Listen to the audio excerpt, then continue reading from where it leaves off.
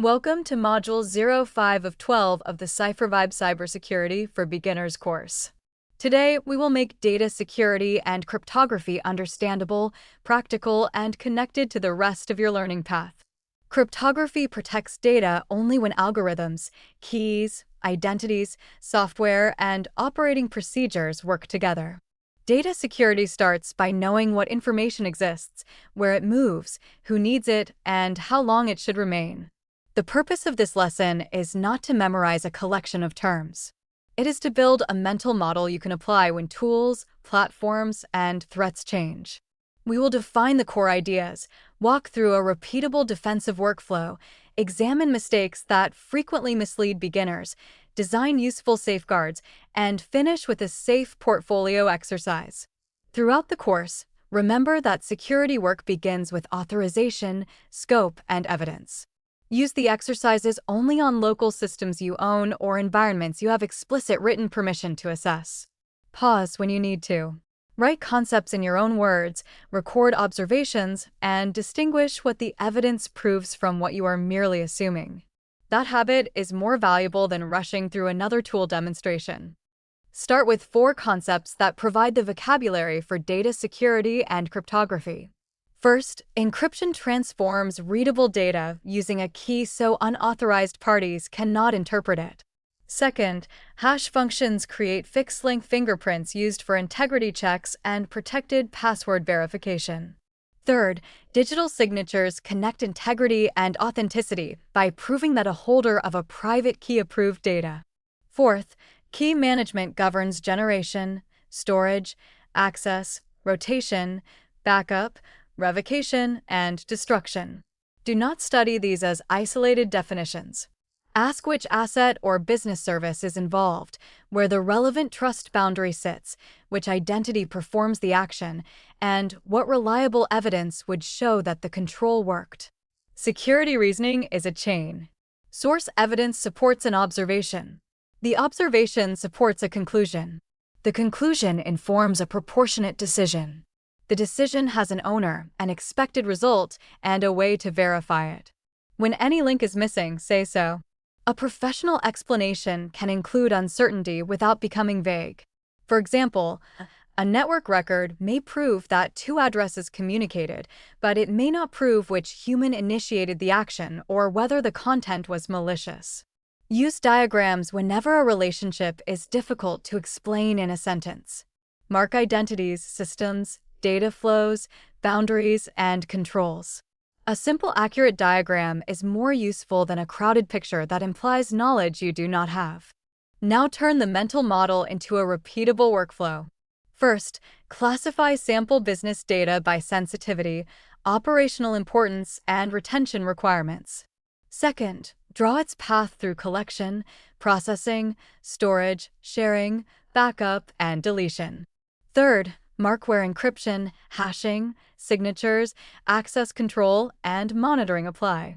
Fourth, identify every key and secret owner, storage location, rotation path, and recovery dependency. Fifth, test that authorized users can restore protected data without exposing keys unnecessarily. Before acting, define the objective, scope, owner, and success condition. Collect the smallest amount of trustworthy evidence needed to understand the situation. Preserve timestamps and sources so another person can follow your reasoning. Priorities should be explainable. Consider exposure, identity and privilege, sensitive data, business importance, exploit conditions, existing safeguards, reversibility, and confidence. A dramatic label should never replace that analysis. The workflow does not end when a command succeeds, a ticket closes, or a dashboard turns green. Verify the new state with fresh evidence. Check for recurrence and for side effects introduced by the change. Document the result in plain language: what you observed, what you concluded, what you changed, who approved it, what evidence confirms the outcome, and what uncertainty remains. This disciplined loop, observe, interpret, decide, act, verify, and learn, appears in every cybersecurity specialty. Understanding failure modes will protect you from attractive but unreliable shortcuts. First, strong encryption cannot compensate for an application that freely exposes plaintext to an unauthorized user. Second, hard-coded secrets are copied through repositories, builds, logs, backups, and developer environments.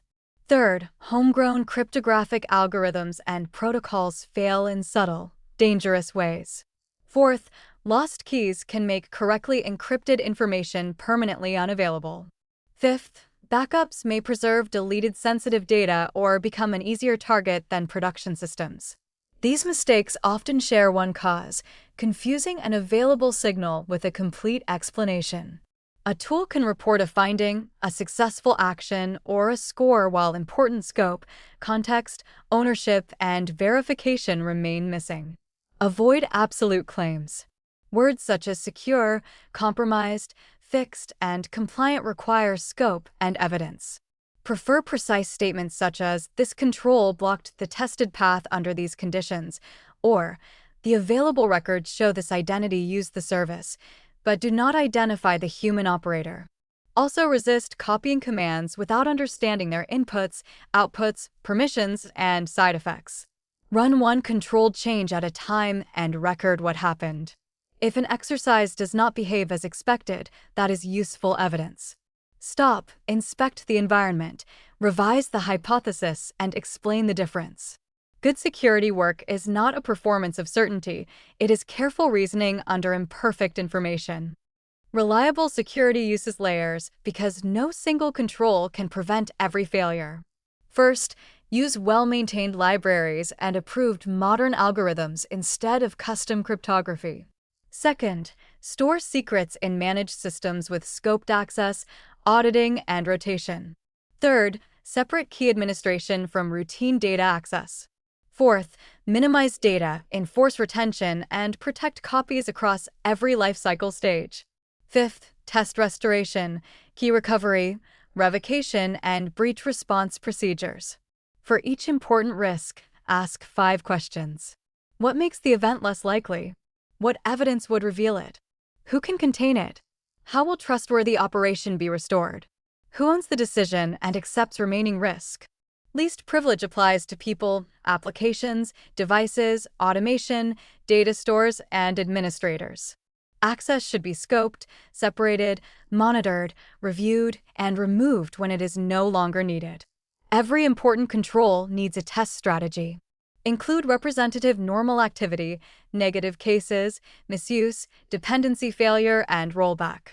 A written policy is not evidence that a technical or operational control works. Design for humans. A safeguard that is impossible to use correctly will be bypassed. Provide safe defaults, understandable messages, usable recovery, and clear escalation. Finally, preserve the evidence trail from observation through decision, action, and verification. That history supports investigations, audits, lessons learned, and honest measurement. Finish the lesson by creating a portfolio artifact rather than merely watching another explanation. First, select a fictional customer registration workflow. Second, classify each data element and draw the complete data flow diagram. Third, add encryption, hashing, signature, secret management, and access controls. Fourth, document key ownership, rotation, recovery, and destruction. Fifth, present the design and identify what encryption does not solve. Keep the work bounded. Use local systems, fake data, and environments you own or are explicitly authorized to assess. Record the objective, environment, actions, observations, screenshots, errors, conclusions, and limitations. Useful measures for this topic include classified data coverage, managed secret coverage, key rotation compliance, unencrypted sensitive stores, and successful protected restores. A useful measure has a precise definition, a trustworthy source, an owner, a review frequency, and a known limitation. Ask someone unfamiliar with the exercise to review your artifact. Can they understand the system, the evidence, the decision, and the remaining uncertainty without watching you perform the lab?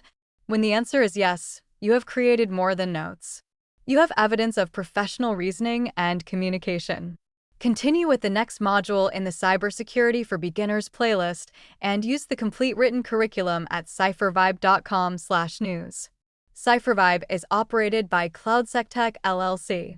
This video is general education, not legal, compliance, financial, or incident response advice. Never access, scan, or test a system without its owner's explicit written authorization.